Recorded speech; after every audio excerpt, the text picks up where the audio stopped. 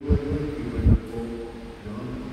Basta ikaw ay ginagawang pagkakasala, ayaw mong mapalayo sa Diyos. Kasi ang nagpapalayo sa atin, sa ating Panginoon. That is why we go back to Him.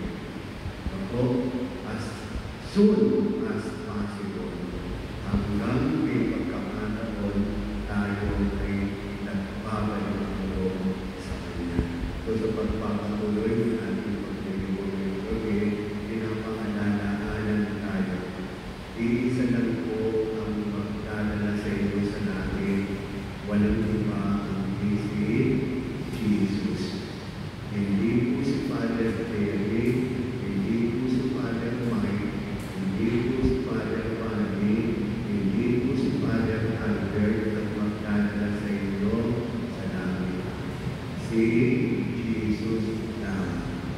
Pangalawa po, mga kapatid, kung tayo ay sumama kay Jesus, iniwan